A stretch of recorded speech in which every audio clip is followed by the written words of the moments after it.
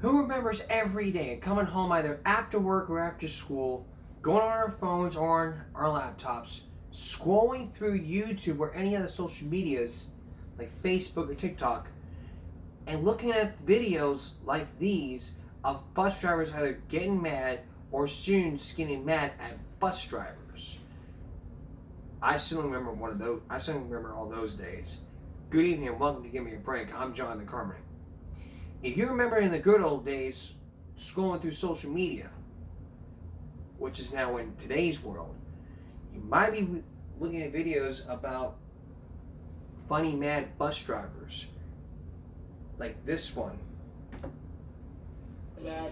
Oh, no, Zach came up there. What? I'll stay with you guys. Zach, you just want to see what's going to happen.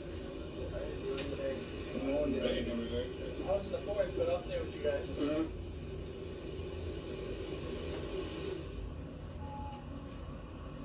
Can I stay? Sure, babe. I guess that's the yes.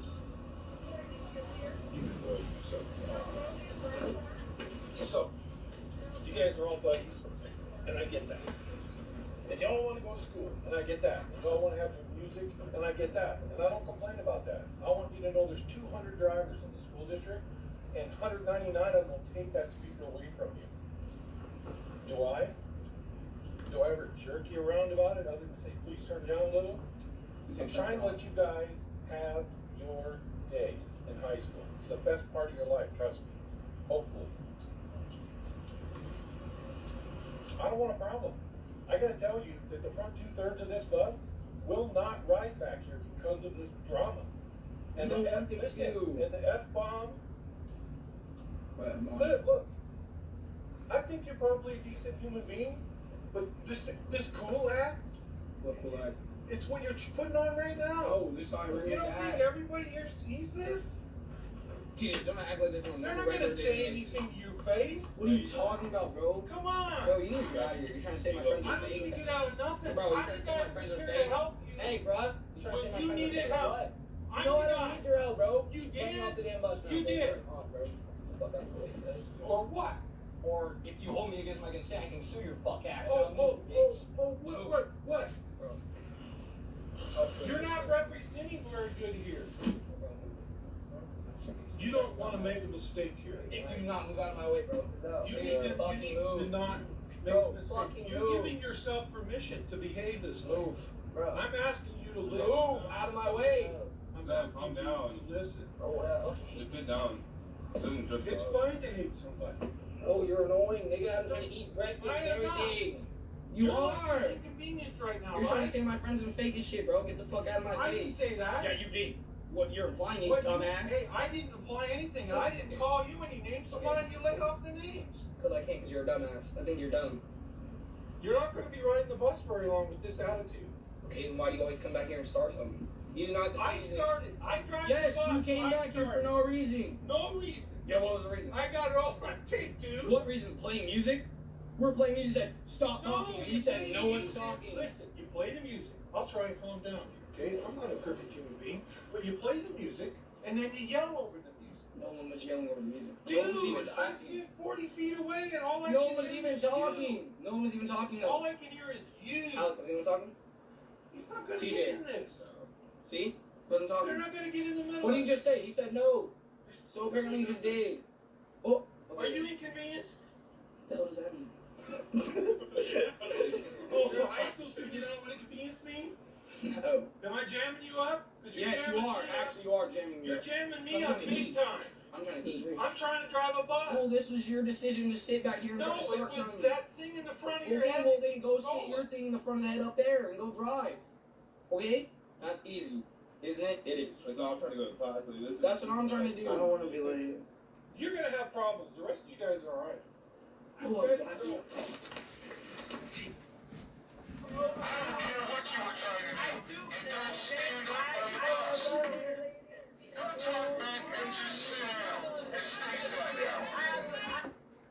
Or even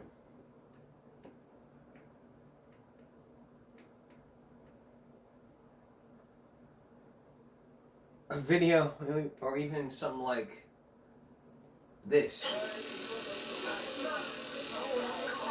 Can't miss a crisis moment. Oh my God! If you don't sit, you don't move. Sit on the seat. Now. You're not on the seat. Get your feet on the seat.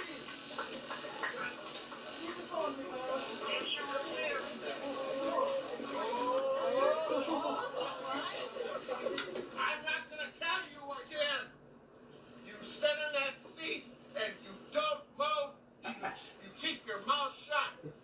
If that's not good, I will get security on this bus and you will walk home.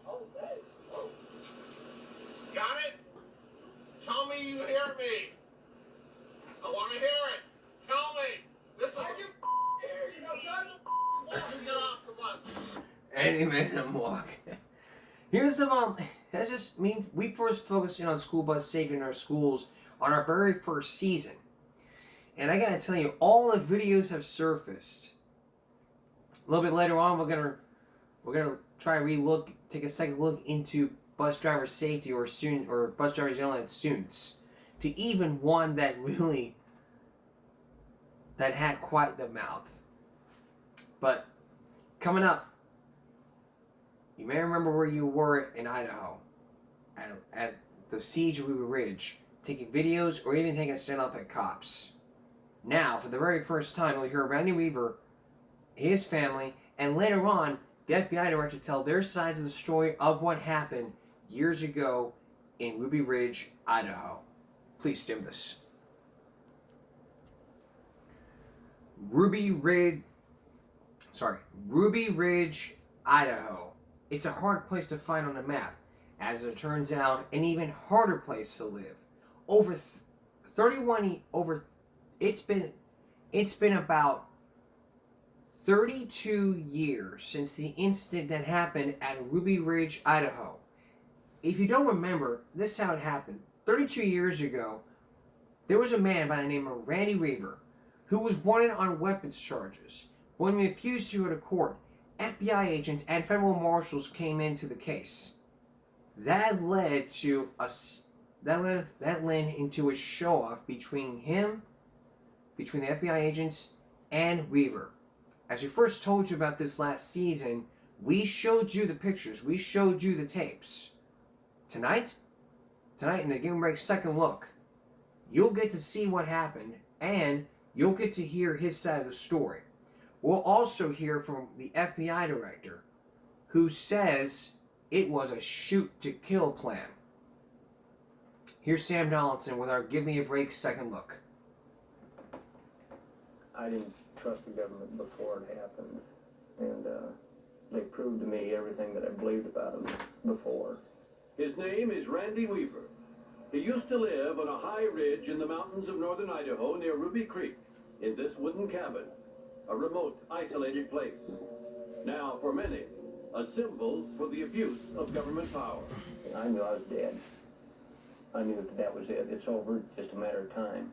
I was just praying that we'd all go at once, because I didn't want to watch us go one by one. It was just totally frightening. Randy Weaver and his daughters, Rachel, Elishaba, and Sarah, lived through a siege that left 3 people dead. His wife, Vicki, his teenage son, Sam, and Deputy U.S. Marshal William Deegan. 3 deaths that never should have happened. We had an abuse of power from the beginning in this case. Jerry Spence was the defense attorney who represented Weaver against the federal government when it was all over. They established a rule to kill. Hitler could do that. We can't do that. Last week, the Weavers returned to Ruby Ridge for the first time since the shooting to tell us their story of how it happened. Why did you bring your family up here? Get out of the city, get the kids in the country, and just live a cleaner life? But there is more than that to the move from their home state of Iowa to Ruby Ridge.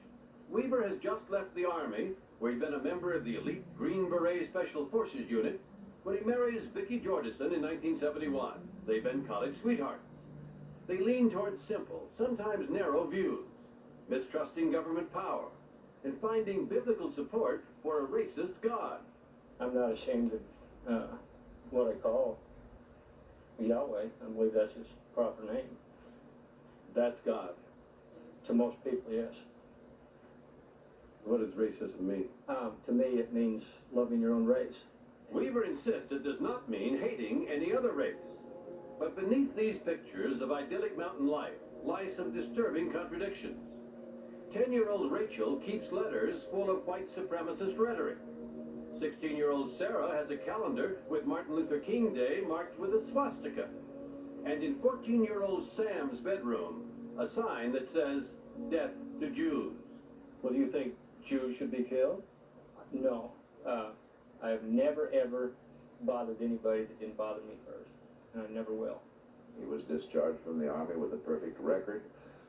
I don't think he even had a driving ticket in his whole life. This was a guy who just wasn't a troublemaker. But trouble is on the way. When just an hour's drive south of his cabin, Weaver begins to visit the compound of the white supremacist Aryan Nations Church. He meets a man who later turns out to be an informant for the Bureau of Alcohol, Tobacco, and Firearms. He wanted me to do him a favor, and I could make a few bucks doing it, and I went for it. Which was what? To sell him? He wanted some sawed-off shotguns. And saw the barrels off and butts, and I did it. Well, they said, now we got you. You know, and you're going to go to prison. Unless, of course, you will snitch for us. Weaver refuses to become an informant, and sure enough, on January 17, 1991, he's arrested on charges of making and possessing illegal firearms. The magistrate leads him to believe wrongly that he might lose his property. He fears even his children. Free on bond, he goes back to his mountaintop cabin, vowing not to show up for trial, unless reassured on those points. But the authorities refuse to do it. The United States Attorney said, we don't bargain with these kinds of people. We won't assure him of anything. The U.S. Attorney explains later he doesn't think he has the legal authority to offer assurances in advance of a plea bargain. February 3rd, 1991. Vicki Weaver sends an ominous letter to the U.S. Attorney, whom she now addresses as the servant of the Queen of Babylon. War is upon the land, she writes. The tyrant's blood will flow. Sarah puts her sense of foreboding in a poem. Awake, O white man, and flee to the hill. Take up your sword and be ready to kill. The U.S. Marshal Service is told to go up and get the fugitive, to bring Weaver to court. The Marshals begin scouting the terrain. They set up a surveillance operation on this hillside. They move cautiously. They know that the Weavers, including the children, carry guns, and that the Weavers' yellow Labrador dog Striker always warns of visitors. They see on their surveillance video Kevin Harris armed, Sarah Weaver with a weapon, Vicki Weaver carrying a rifle, and in camouflage, Sam Weaver also with a rifle. The Marshals truly believe they're dealing with dangerous people. After all, Weaver is associating with an organization, the Aryan Nations, that has been linked to any number of violent actions, even murder. And a psychologist consultant tells them he thinks that the Weavers will resist all but a military-type assault, and even then, will fight, possibly to the death. I heard over the radio, the marshals, well, they didn't show up for court. He's like a wild animal up in his territory, and we're going to have to go get him. Why did they think you were dangerous? Because people set me up to be dangerous. People that didn't like the way I believe. The views that Randy Weaver brought to these mountains were often controversial, sometimes extreme, even to many Americans repugnant. His views on religion, on race, the fact that he attended Aryan Nation meetings, all of this helps explain the passion with which the federal government went after it. But Randy Weaver's views, wrong-headed though they may have been, cannot be an excuse for what happened to him and his family. Now it is the summer of 1992, and Weaver's been holed up on Ruby Ridge for some 18 months. On the morning of August 21st, the Marshals are nearby as usual. But on this day, something goes terribly wrong. 9:15 a.m. From a hidden observation post 300 yards away, 3 U.S. Marshals in full camouflage uniform watch the Weaver's cabin. They toss rocks, but get no reaction from the cabin or the dog Striker. Marshals move closer, behind the Weaver's pump house and spring. 10 a.m. Suddenly, the dog appeared, and the marshals retreat into the woods. I heard Sam yell, "Hey, Dad, Striker's down by the pump house," barking real wildly, and I grabbed my shotgun and went outside to go see what was going on. 14-year-old Sam Weaver and 24-year-old Kevin Harris, a family friend, follow the dog into the woods. They don't know it yet, but Striker is on the scent of the marshal. Weaver follows an abandoned logging road running in the same direction, thinking he'd meet the boys where their paths will intersect at a place called the Y. I thought maybe I'm going to see a mountain, I'm going to see a cougar. Cool, you know. Big mistake. Weaver gets to the Y first. I got right about here, and a guy jumps out and he says, "Freeze, Randy!" Did he identify himself? No, sir. That's all he said. That's all I heard. It is one of the U.S. Marshals. His version is that he did identify himself, who now jumps back behind a tree. The second marshal is hiding in a natural foxhole behind a rock. The third marshal, William Deegan, a decorated veteran of the service, crouches behind a stump. Challenged, Weaver retreats. I said, "You!" And I turned and started yelling, "Sam and Kevin, get home! It's an ambush!" Almost immediately, Sam Weaver and Kevin Harris approach the Y from the other direction. I saw a man standing in the road right up there in front of us, sir. And the dog was around him? Yeah, and the dog was kind of bouncing around and nipping at his hands. I heard a boom! Boom, boom! It is Striker, who has been shot and killed by Marshal Arthur Roderick. And then Sam said, "You shot my dog, you son of a bitch." And then, Began to fire. yeah. Sam Weaver fires his Mini-14 semi-automatic weapon wildly in the marshal's direction, hitting no one. Kevin Harris dives behind a stump, only 10 yards opposite the nearest marshal.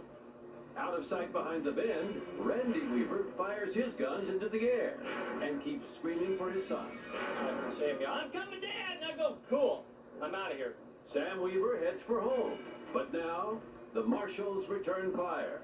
You know how you, if somebody hits you in the chest, and you go, and you're like, your mouth is open, it'll make that noise?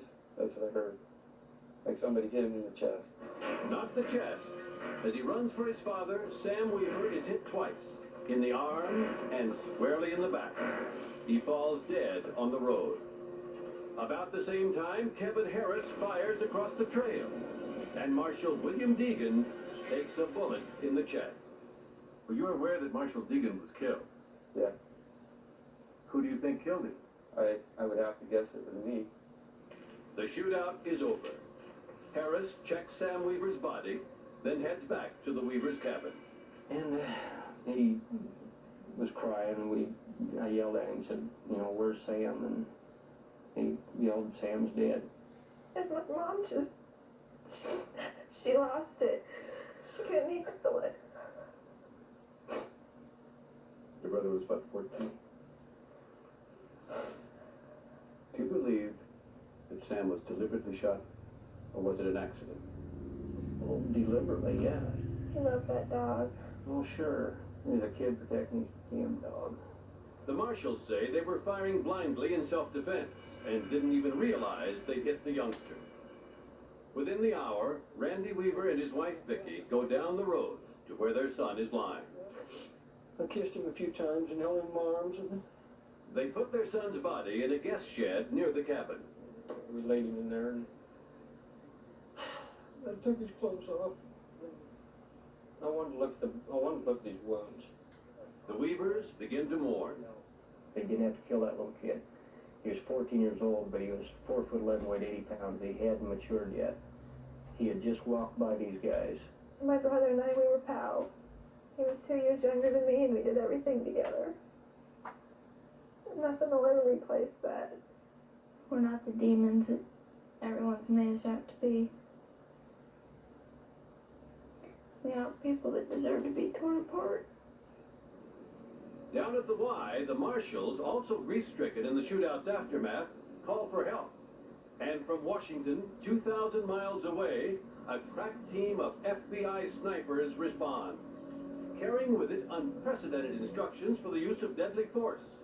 The marksmen are given a special guideline for dealing with the Weavers that has but one meaning. It meant that if they came out of the house, they were dead people. The Weavers don't know it, but they are about to become targets for the FBI with devastating consequences. So what are those devastating consequences? When we come back, the siege continues, and Vicky Weaver stands in a line of fire. What's going to happen? Stay with us for the conclusion of this story. Returning to our story, the siege continues with the FBI taking charge. What did it mean taking charge? Well, it was a shoot-to-kill order, meaning if they came out, they're dead.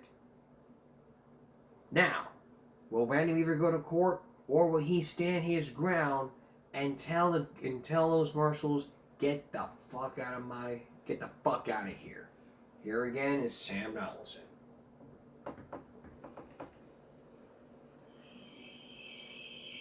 On the afternoon of August 21st, 1992, the people in the cabin on Ruby Ridge are mourning the death of 14-year-old Sam Weaver. Today, the cabin interior looks almost the same as it did then. Sam Weaver's bedroom is exactly as he left it the day he died. His clothes, his boots, neatly organized. Randy Weaver's nightstand.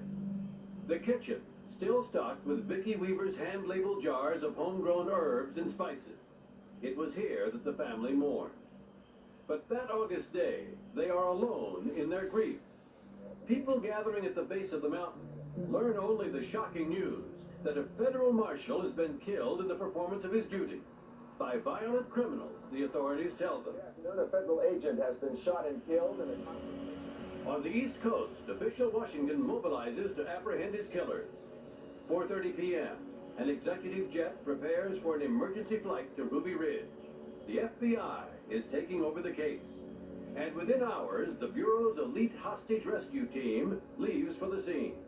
Aboard the jet, Team Commander Richard Rogers does something unprecedented. He rewrites FBI policy for the use of deadly force. The new rule that Rogers devised was basically shoot on sight.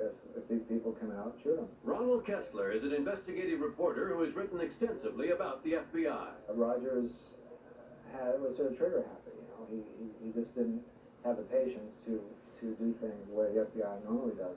FBI agents are trained to follow a standard rule in using deadly force, never before departed from in modern times, according to Kessler.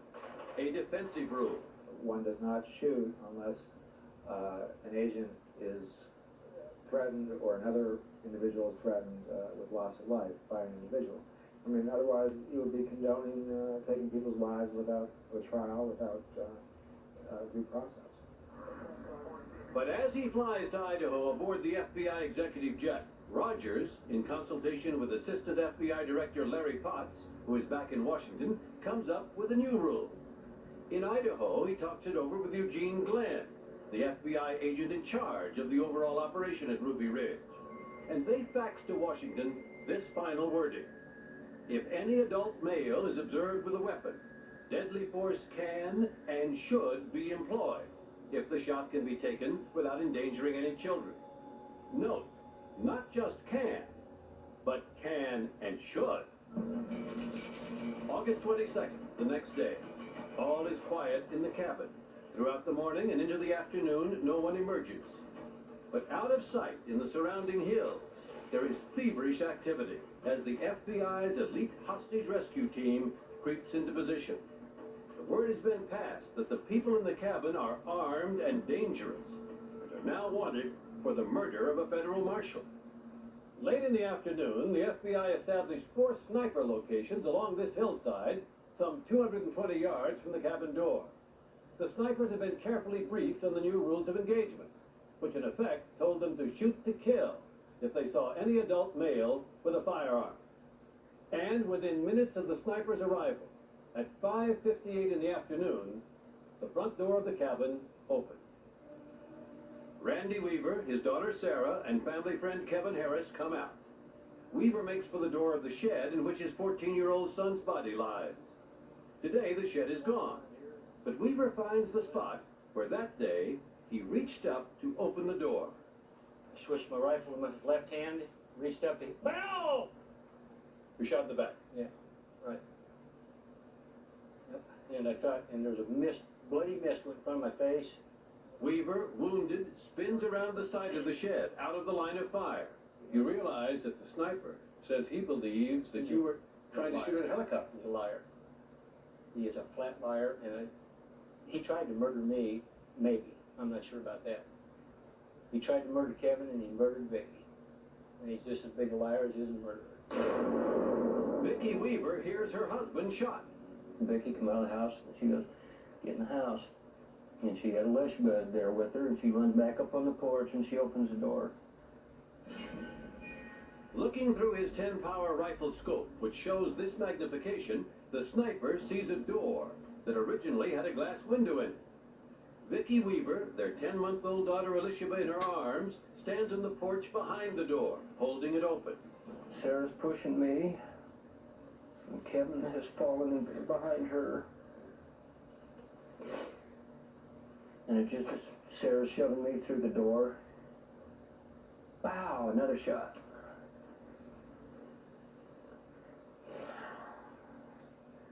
And that shot. That shot went through the door, and killed my wife, went through her head. And wounded Kevin real bad. The sniper later draws a picture on a hotel scratch pad of what he says he saw through the glass in the door. 2 heads. He says he believes he's shooting at the same man he had shot before, and does not know he has just shot at a woman. She was just totally lifeless and limp, and I just drugged her in and laid her beside the kitchen table. And for days, your wife lay there? Your mother lay there? Vicky Weaver is dead, yet to this moment, the FBI has not announced its presence. No one has used a bullhorn to call for Weaver's surrender, or to warn that sharpshooters might open fire. But now, the FBI demands surrender. Weaver refuses. Are you afraid to come outside? Oh, yeah. I was at a point where I knew we were dead. I mean, from then on, I just say we're dead. They're going to kill us all. That's what their claims are. 400 law enforcement agents are in the area. They have armored personnel carriers, helicopters, and demolition equipment. A tense and dangerous standoff begins as demonstrators show up to berate federal authorities. August 24th, They discovered the body of Samuel Weaver. Agent Glenn confirms that Sam Weaver is dead. August 28th, a real break occurs. Former Green Beret Colonel Bo Greitz, a man Weaver trusts, is allowed in to negotiate. 6:58 p.m., Greitz is wired for sound, and a surveillance camera watches his every move. He learns that Vicky Weaver is dead. Later the same evening, FBI agent in charge Eugene Glenn calls relatives to the scene from their motel rooms, including Vicky Weaver's parents and sister, Julie Brown. And they asked us to form a circle in the road and hold hands.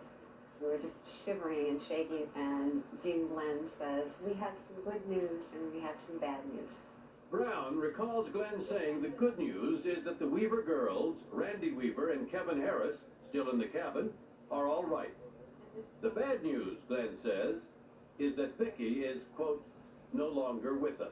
It seemed to me such a brutal way to deliver it. We were shocked. No one spoke.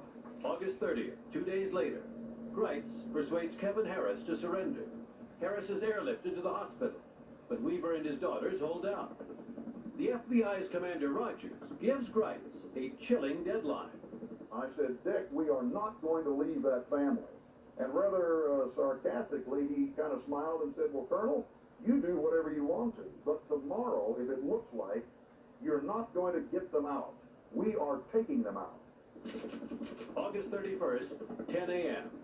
Told that famed defense attorney Jerry Spence will represent him, Randy Weaver surrenders. The siege at Ruby Ridge is over. Weaver and Harris are charged with multiple crimes, including the murder of Marshall Deegan. But at their trial, something strange happened. The first public indication that the FBI may be covering up something. The FBI refuses to cooperate with the federal prosecutor, undermining his case, and prompting the judge to accuse the FBI of playing games with the court. The defense rests without calling a single witness. Attorney David Nevin, who represented Kevin Harris against the charge of murder, explains why. There wasn't evidence of it even beginning to suggest that Kevin was actually guilty of that crime, aside from the statements made by the marshals themselves, who were lying. Kevin Harris is found not guilty of all charges. He is free to go. Randy Weaver is found not guilty of all charges, except failing to show up for his original trial on gun charges. As punishment, he spends 5 more months in jail. Back in Washington, the FBI is busy writing its version of what happened. Here at FBI headquarters, there is an understanding that the special shoot-to-kill rule is a problem. And no one wants to take responsibility for having given final approval for it. Assistant FBI Director Larry Potts, the top man in Washington the night the rule is written, swears in an affidavit that while he agreed that agents could shoot, he did not agree to the words, "and should shoot." On the other hand, Agent Rogers, who wrote the new rule, and Agent Glenn, who sent it to headquarters, swear in their affidavits that Potts okayed everything. And what about the sniper himself? He's a West Point graduate who, after leaving the Army as a captain in 1983, becomes a member of the FBI's elite hostage rescue team. His name is Lon Horiuchi. Prime Time agreed to conceal his identity after the FBI asked us to for security reasons. Was Horiuchi following the new shoot-on-sight rule? No, it's semantics. It had nothing to do with the guys that went out there. So you were acting under the deadly force policy? Always. But remember, the standard deadly force policy is defensive. And even if Horiuchi truly believed a helicopter was about to be fired on by Weaver at the shed door, what about his second shot that killed Vicki Weaver? They're running with their rifles down. There's no way they can shoot anybody. There is no self-defense involved in any way. They're running to the house. And Horiuchi opens fire. You think I don't want to stand around here and not tell somebody the truth instead of all the lies that they printed? Jerry Spence is able to talk to anybody he wants to. I can't do that. You can't compromise an investigation. Now listen to this. Bo Grites claims Team Commander Rogers made this shocking admission to him. He was almost apologetic. He said to me, quote, "Bo, we targeted Vicki Weaver because she was profiled by the psychiatrist as being the maternal head of the family who would kill her children rather than allow them to surrender." Rogers denies he said that, or that the FBI had a plan to target Vicki Weaver, although the FBI acknowledges a psychologist consultant told them Vicki Weaver might in fact kill her children. Randy Weaver has no doubts about what happened. I know with that 10-power scope, he saw my wife standing there. He knew exactly what he was doing. Last year, the Justice Department Office of Professional Responsibility concludes an investigation. It finds that Horiuchi's second shot that killed Vicki Weaver did not meet the criterion for self-defense. We believe that the shot was unnecessarily dangerous and should not have been taken, says its report, which goes on to brand the shoot-to-kill rules unconstitutional. Notwithstanding this, FBI Director Louis Freeh takes no decisive action. As I said, I don't find any misconduct. In fact, in May, Freeh promotes Potts to be his principal deputy. But then, things begin to change rapidly. Agent Glenn complains in a letter he's being scapegoated. One of Potts' assistants admits to shredding a key document in the case. And Freeh reverses himself, first demoting Potts, then suspending him along with 4 others. For his part, Potts tells Prime Time just yesterday, I'm innocent of any wrongdoing. I've cooperated with every inquiry. I'll continue to do that. Indeed, the Justice Department has now opened a criminal investigation into what happened at Ruby Ridge. And the Weavers? They've settled a civil suit against the government for $3.1 million. $100,000 for Randy Weaver, $1 million each for his 3 daughters. But they say there is no joy in it. Would you trade your mother and your brother for $1 million? I'd give my life for him. To have him back. Rachel, you have $1 million. This is my family.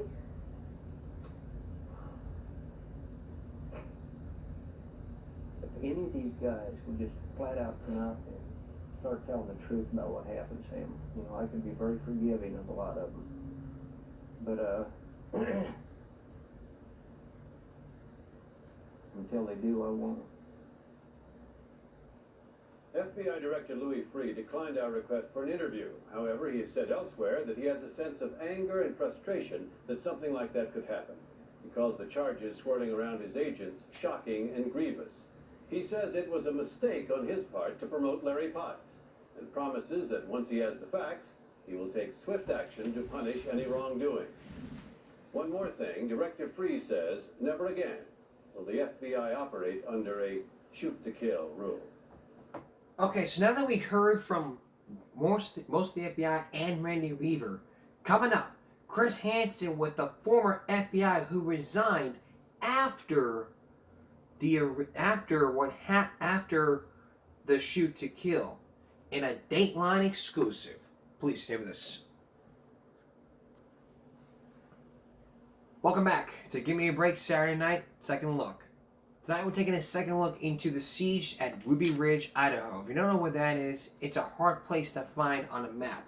So far what we've heard is the defense attorney, Randy Weaver, and their daughters. Now we're going to hear Randy Weaver again. And we're also going to hear from the former FBI director who for the very first time is speaking out after the siege of Ruby Ridge.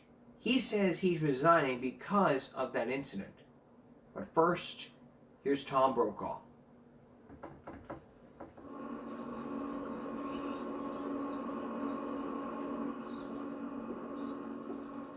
What happened 3 years ago on that ridge deep in the Idaho Panhandle was by all accounts a disaster.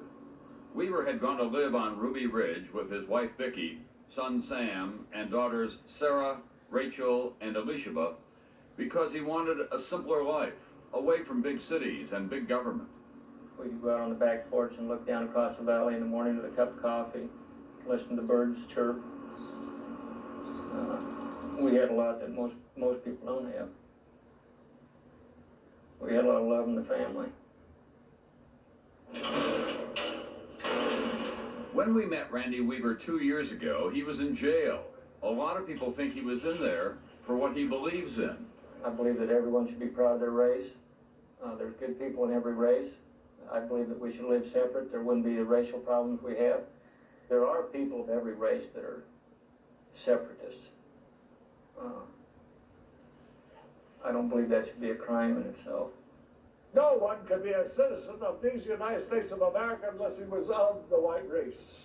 Weaver's belief took him to this place, the Church of Jesus Christ Christian, the headquarters of the Aryan nations. Among the people Weaver met here was a federal undercover informant who 3 years later got Weaver to sell him 2 illegal sawed-off shotguns. And they had him a trap now. Randy Weaver's lawyer, Jerry Spence. And then they came to him and said, we want you to go underground for us to become a snitch for us with the Aryan nations, or we'll take you to court. And he said, I'm not going to do that. I'm not that kind of a person. After being indicted in 1991 for selling 2 illegal shotguns to federal undercover agents, Weaver failed to appear for his court date. He decided to hole up here at the mountain cabin that he built for his family. He just didn't think the federal authorities would come all this way to try to get him. He was wrong. Federal marshals put Weaver and his family under high-tech surveillance. Kevin Harris was living with the Weavers during those days. We were sitting here reading and just resting, you know. And then the dog started barking, so we went out and checked it out. Harris and Sam Weaver, Randy's 14-year-old son, picked up their guns and went after the dog. And I heard a shot, and I heard the dog yelp. Somebody shot the dog, and all the woods exploded with gunfire. I was yelling from the time I turned around up the hill. I was yelling, Sam and Kevin, get home, get home, get home. I heard one shot, and he just went up, and I didn't hear anything more from him. And pretty soon we heard somebody yell, and Kevin goes, yes, Kevin, and I said, that's not Kevin. I said, it's not Kevin. He said, yes, it is, and it didn't sound like, because he was crying, and we said, where's Sam? And he said, Sam's dead. and our whole world fell apart. In the next few hours, Ruby Ridge became a war zone. Not only was Sam Weaver dead, but a U.S. Marshal, William Deegan, had been killed as well. The marshals called in the FBI, National Guard, Army, Air Force, State Police, and county sheriffs. Getting to the bottom of what happened next is what these Senate hearings are all about. What is known for sure is that the standard FBI rules of engagement were changed. FBI snipers were told any armed adult on the Weaver site not only could be shot, but should be shot. I reached up like that to open the door, and I got hit. Vicky comes out front. She's holding the baby out there by the rock. And she says, "What happened?" I said, "I've been shot." And she cussed. She looks up that way. She cussed up in the hills. And she ran back on the porch and opened the door. And going through the door, there was a bang. I was afraid to look at Vicky because I knew she'd been hit. And I went down and she had pretty long dark hair, and I picked it up away from her face, her head. And I could tell she'd been shot in the face. I pulled her alongside the kitchen table. And told Sarah to get a blanket. Weaver didn't surrender for 9 more days. When federal agents searched his cabin, they found 14 weapons and 4,500 rounds of ammunition. And there wasn't a single, hear me, there wasn't a single illegal weapon in Randy Weaver's possession. Weaver and Harris were tried for the murder of Marshal Deegan, assault on federal officers, and conspiracy to provoke a confrontation. Harris was acquitted on all charges. Weaver was only convicted for not appearing on the original weapons charge for selling those 2 sawed-off shotguns. Could you ever trust the federal government again? Not the way it is now, the way the bureaucracy is. I'll tell you what happened to me. One organization screwed up, and they just passed the buck on to another one, and went right on down the line, and every one of them kept screwing up, and they were lying to each other, and it just got worse and worse and worse. And some people say, oh, well, you're just making a folk hero out of Randall Weaver. I'm no hero. I'm a victim. He may be the victim, but there is somebody that could shed some light.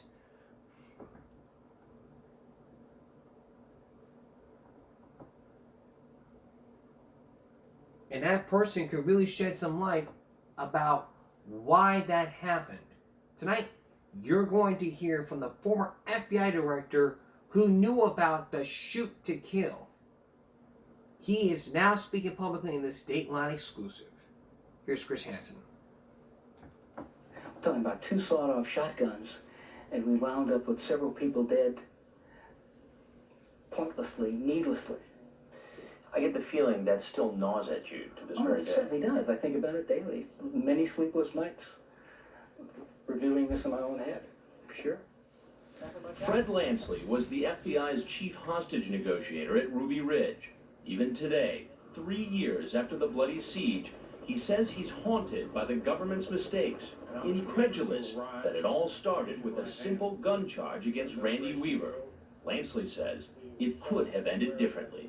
The way I saw it, we had a barricaded man on top of a mountain in a cabin. Where's he going to go? Who's he going to hurt? Yeah, we should have tried negotiations right from the outset. Lansley says time was on the FBI's side. But when he attended the first briefing with FBI supervisors on the scene, there was no talk of negotiating. The subject was the new rules of engagement. Under what conditions would FBI snipers have a green light to kill? Who told you about the rules of engagement during this briefing? Assistant Special Agent in charge, Richard Rogers. And did you ask him about these rules of engagement? Did you question him? No. I assumed that he talked it over with Washington, and I thought the rules of engagement were a fait accompli. These are the rules we're operating under. Did that bother you from a negotiator's standpoint? Yeah, and in addition to that, ASAC Rogers said this will be no long siege. What did you determine that to be? Well, I didn't expect to be negotiating the situation. Agent Richard Rogers' lawyers told us what Rogers meant when he said there wouldn't be a long siege is that he expected Weaver to surrender promptly. Did there come a time when you thought to yourself, why do they even have me out here when they're not going to let me try to negotiate with this man? Well, yeah. Why did I fly all night long to get here and I'm not negotiating? Lansley arrived on the second day of the siege, the day an FBI sniper shot and killed Randy Weaver's wife, Vicki. Lansley says that when the FBI in Washington realized that the on-site commanders had no plans for negotiations, they ordered him to try to start a dialogue with Weaver. You know, you're trying to do some good up there, and it's very frustrating when you just can't get the guy to believe you. You know, maybe if that was my wife lying there, I wouldn't believe it either. To this day, Lansley is tortured by his belief that if he had been allowed to negotiate sooner, Vicki Weaver might still be alive. Randall Weaver never took any hostile action, ever, throughout the whole situation. He never fired at anybody. He was an extremely frightened man. Extremely frightened. But if he wasn't showing any signs of aggression, why then didn't an FBI sniper take shots at him? And they had their rules of engagement. And I think they thought we were dealing with a very dangerous man. And in hindsight, I don't think we were, and it gradually dawned on me throughout the incident that I didn't think we were. The siege that began with the shooting of the U.S. Marshal and Weaver's son and wife ended after 11 days, not with more gunfire, but with negotiations. Lansley says he and other agents felt that they had been part of one of the saddest moments in the history of the Bureau. Any guy or woman I know in the FBI, they don't join to be one of the bad guys. They join to be one of the good guys. And we weren't turning out to be one of the good guys here. Lansley left the FBI in 1993 after 21 years. Did Ruby Ridge have an impact on your decision to retire from the FBI? The more I think about it, the more I'm inclined to say, yeah, you know, I've just seen enough of this. I've seen too many people dying. After Ruby Ridge and the siege at Waco, FBI Director William Free instituted a number of changes at the Bureau. Among them, improved training for and supervision of the agents who head up those critical response teams. Also, we should tell you here that Jerry Spence, who is serving as Randy Weaver's lawyer, he has appeared on NBC News as a consultant in the O.J. Simpson trial. First there was Waco, then there was Idaho, and now there was the Oklahoma City bombing. It's been, this year's going to mark 30 years. Not only since the Salinas was 30 years ago, back in March. Not only this, but there was also the Oklahoma City bombing and the day that baby Gregory was given back to the parents. We'll have for you that second look story when we come back. Stay with us. June 10th, 1993. You might remember where you were that day. But if you're one of the doctors in the hospital, you may have watched a miracle birth happening to a person named Gregory Brian Bruce.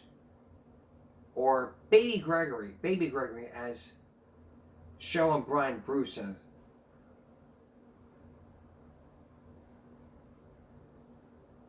As the Brian Bruce as Shell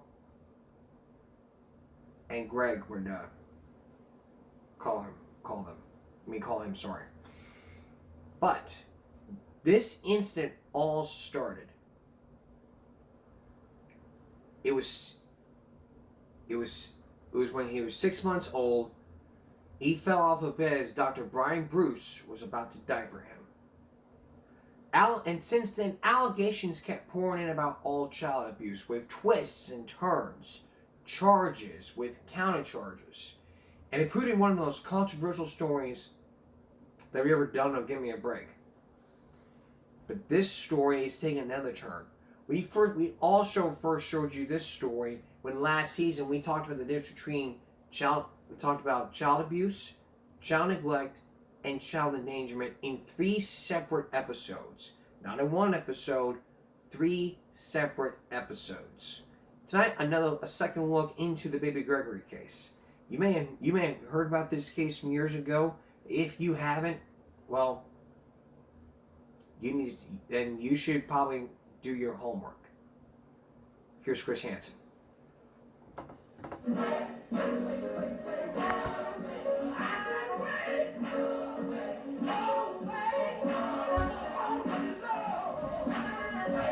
Last March, the congregation at this Atlanta church gave its support and its contributions to a couple who seemed to have it all. Cheryl Bryan Bruce is a doctor, a resident at Morehouse School of Medicine. Her husband Greg is a former Army helicopter pilot, a decorated veteran of the Gulf War. But for 19 months, the Bryan Bruces have been living under a shadow of suspicion and doubt, living under an accusation of child abuse, and living without their terminally ill child who was taken away. They took my child from me during a time in his life when I could have loved him, enjoyed him, and created the memories that would sustain me when he's gone. He's a big boy now. Baby Gregory was born June 10, 1993, more than 2 months premature at a military hospital in Ohio. It was an emergency delivery, and the baby appeared very sick. From interacting with the physicians, it was evident that he had problems, you know, and initially they thought he had a faulty or defective heart, and then they very quickly went to, well, he's got some liver problems. In July of 1993, he was transferred to Vanderbilt Children's Hospital in Nashville, near where his parents then lived. This is where concerns about the baby's well-being were first raised. A hospital document filed in a Tennessee court shows that doctors at that time diagnosed the 3-month-old baby with failure to thrive, and it questioned why Cheryl Bryan Bruce, a physician, did not recognize her baby's, quote, severely malnourished state. How can they say there was some sort of neglect when they were following this baby on a weekly basis? His weight was being followed on a weekly basis. Dr. Bryan Bruce claims that allegations about her treatment of baby Gregory stemmed from her questioning of physicians at Vanderbilt. That's a challenge for them. How dare this young black woman come and question us? Vanderbilt officials say they cannot comment about the case at all because of strict confidentiality laws. But some of the Vanderbilt doctors involved told Dateline that the racial allegations by Dr. Bryan Bruce are totally false. On December 6, 1993, baby Gregory was almost 6 months old. His parents say that night he fell off a bed as Dr. Bryan Bruce was about to diaper him. The next day, Dr. Cheryl Bryan Bruce brought baby Gregory back here to Vanderbilt Children's Hospital. According to doctor's testimony, a CAT scan showed a large bruise and hemorrhage within the baby's brain. Other doctors say they found bleeding and scarring inside the baby's eyes, injuries consistent with shaken baby syndrome. Doctors believe Gregory had been physically abused. The medical evidence from the doctors at Vanderbilt was brought to the Tennessee Department of Human Services. Charles Wilson is director of Family Services. This is an extraordinarily serious form of child maltreatment. It can cause death, it can cause brain damage, it can cause all sorts of serious long-term complications for children. And then, on December 23, 1993, a court order transferred custody of baby Gregory from the family to the state of Tennessee. The Bryan Bruces say they were shocked. I would have sense enough if I were doing horrendous things to my child, or if my husband was doing horrendous things to my child, not to parade him up under other physicians for fear that someone would see something. Is there any possibility that Gregory could have been abused by a nanny? No. A relative? No. Another child? No. For more than a year, the family only saw their child on court-sanctioned visits. Then, Dr. Cheryl Bryan Bruce took matters into her own hands. In February, during a visit with baby Gregory in Nashville, she told social workers she was going to take him for a walk. Instead, she fled with the baby here to the Atlanta area. What drove you to do that?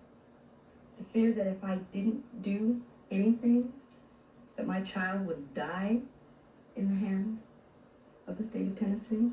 She brought baby Gregory to Eggleston Children's Hospital for a crucial battery of tests.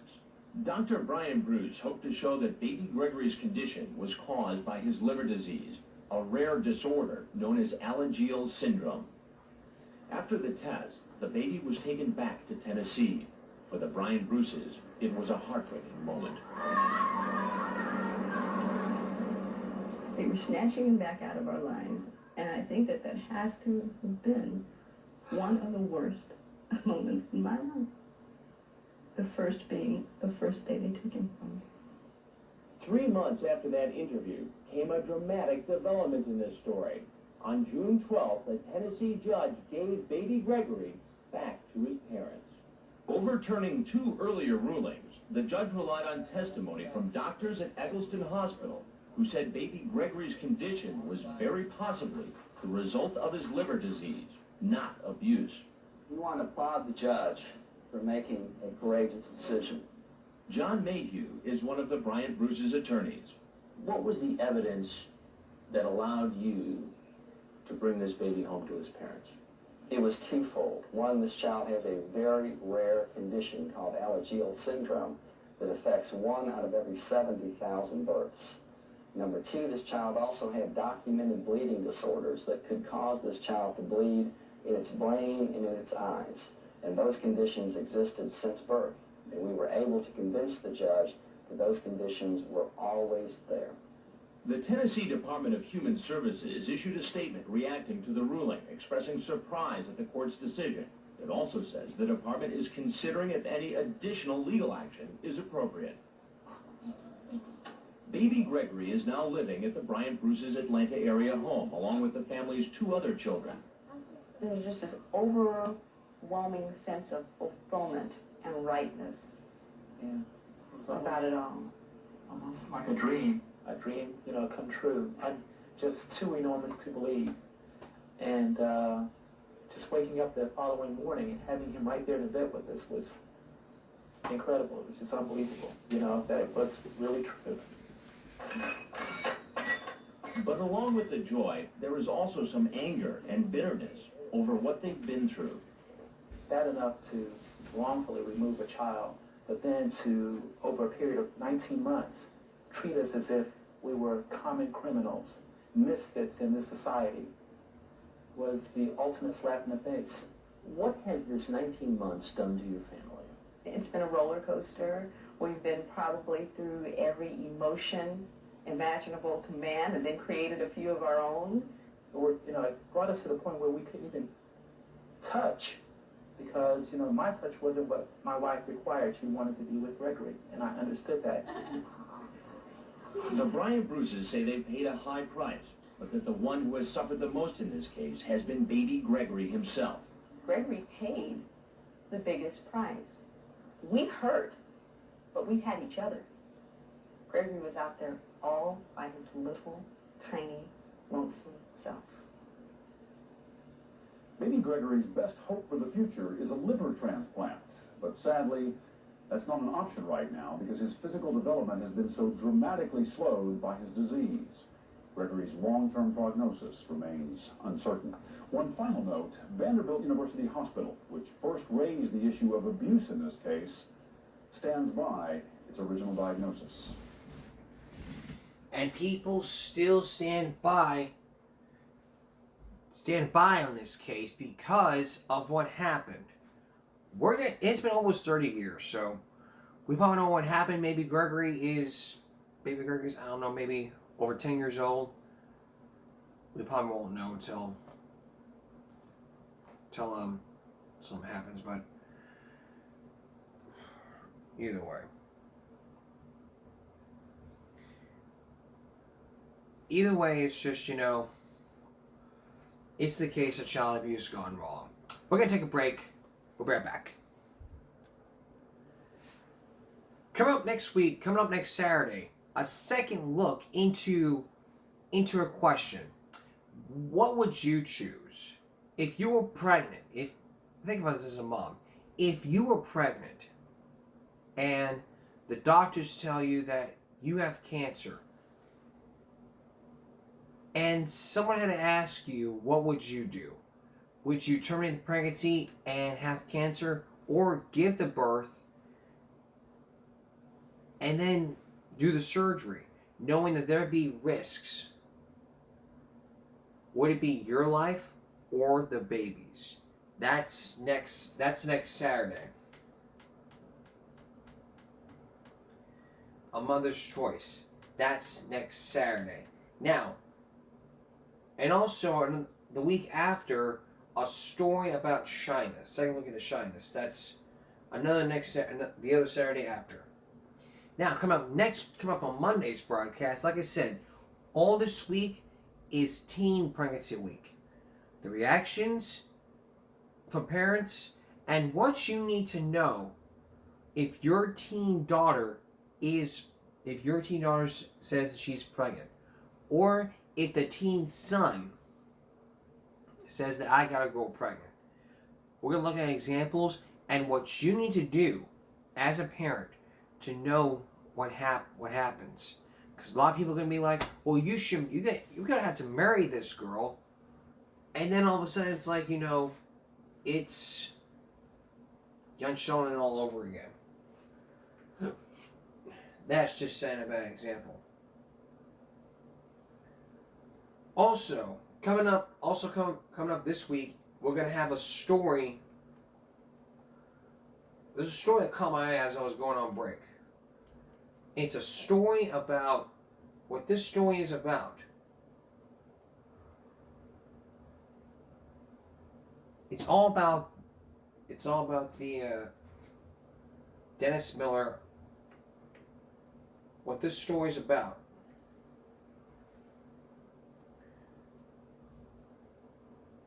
Is all about drunk driving. The dangers of drunk driving. For one person with forged checks. That's also coming up on this week's broadcast. So we'll have more stories for you coming up as the week progresses. And we're also going to have for you, and we'll keep thinking of things and future stories and future shows. We might have some more stories, so we'll keep you posted what's been going on. So I just thought I would get that out there before we go to our second look viral break.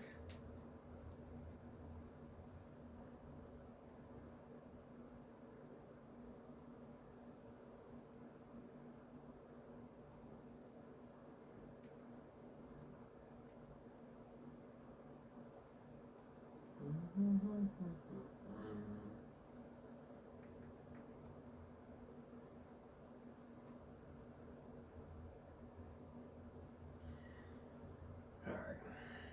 Well, I probably ain't got no funny videos to take a second look at. So, that's all for the second look Saturday. We'll see you again next Saturday for a second look.